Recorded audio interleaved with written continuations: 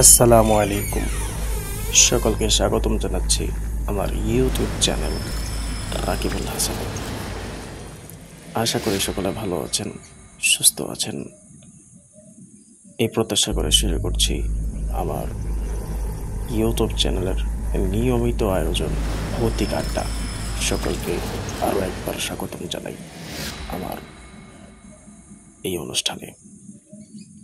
আমার আজকে ভৌতিক আড্ডায় যেই ঘটনাটি আপনাদের সাথে শেয়ার করব সেটি হচ্ছে কুঁড়ে ঘরের কান্না। চলুন ঘটনাটি পড়ে শুনি আপনাদেরকে। কুঁড়ে ঘরের কান্না। চাঁদের আলোয় মোড়ানো পাহাড় ঘেরা ছোট্ট এক কোণায় দাঁড়িয়ে আছে পুরনো একটি কুঁড়ে ঘর। মাটির তৈরি, ঘরের ছাউনিতে ভরা সেই ঘরটির ইতিহাস ঘিরে রয়েছে রহস্য আর ভয়ের গল্প।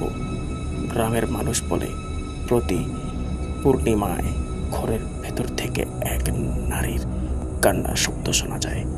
শিশুর বিলাপ আর কর্কশ হাসি সব মিলিয়ে কেউ ঘেঁষে না এই ঘরটির কাছে। সায়েম শহর থেকে আসা এক তরুণ সাংবাদিক এসেছিল এই ভৌতিক গল্পের সত্যতা যাচাই করতে। সাহস ছিল প্রচণ্ড, আর তেমনই ছিল জেদের বসে সত্য বের করার ইচ্ছে। সে ঠিক করলো এই পূর্ণিমায় সে কুঁড়ে ঘরে রাত কাটাবে। রাত তখন 11টা। পরিবেশ ছমছমে। হাতে রেকর্ডার, মোবাইল আর একটি টর্চ নিয়ে সে ঘরে ঢুকলো।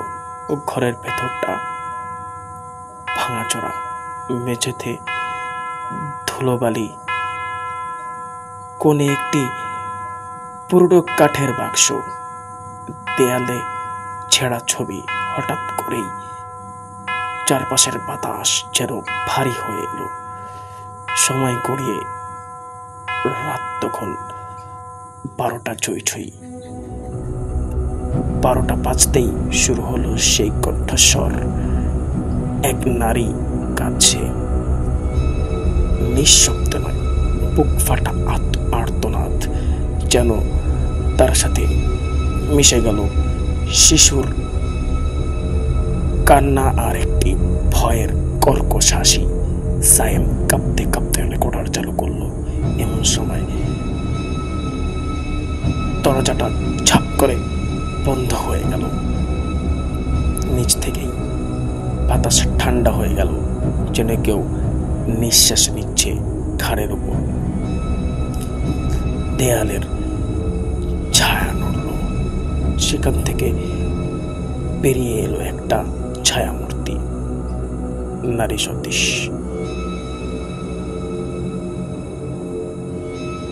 চোখে দুঃখ আর ভয় একসাথে। সে বলল, আমার সন্তান, ফেরাও আমাকে আমার সন্তান। সায়েম কাঠের বাক্সটা খুলল। ভেতরে পুতুল, কিন্তু রক্ত মাখা।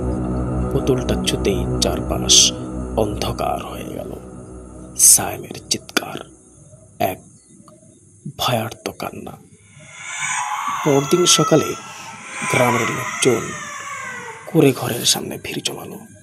ভেতর থেকে কোনো সারা শব্দ নেই। দরজা খুলতেই তারা দেখল ঘর ফাঁকা।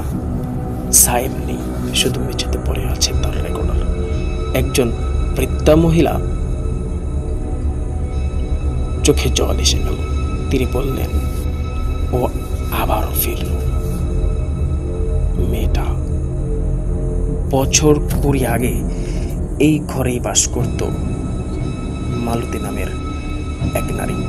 স্বামী মারা গেলে সে একাই থাকত সদ্যজাত সন্তান দিয়ে।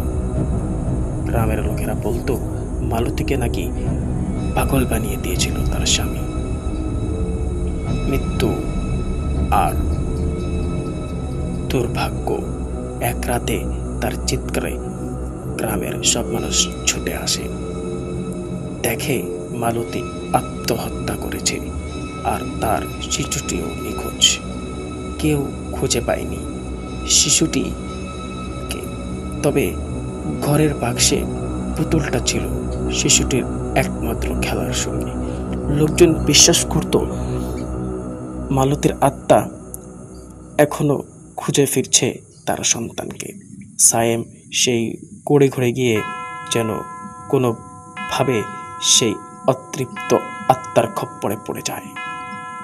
কিন্তু এখানেই শেষ নয়। কয়েকদিন পর সায়েমের মোবাইল থেকে গ্রামে ফোন আসে। একটা অস্পষ্ট কণ্ঠস্বর, আমি বাঁচতে চাই, ও এখানে, ও আমাকে পুতুল বানিয়ে ফেলেছে। পুলিশ এসে ঘর তল্লাশি করে। আবার তারা খুঁজে পায় একটি নতুন পুতুল, সায়েমের মুখের সঙ্গে হুবহু মিল। গল্প শেষ নয়। প্রতি পূর্ণিমায় এখন কান্নার সঙ্গে শোনা যায় আরো একটা নতুন কণ্ঠস্বর, আমাকে ফিরিয়ে নাও। এরকম কিছু ঘটনা রয়েছে, এরকম কিছু রহস্য রয়েছে যেগুলো রহস্যই থেকে যায়, কখনো সেই রহস্যের উন্মোচন হয় না। সো ভিউয়ার্স, যদি ঘটনাটি ভালো লেগে থাকে অবশ্যই শেয়ার করে দিবেন এবং আমার ইউটিউব চ্যানেলটিকে সাবস্ক্রাইব করে দিবেন। সকলকে শুভেচ্ছা এতক্ষণ আমার ঘটনাটি শোনার জন্য।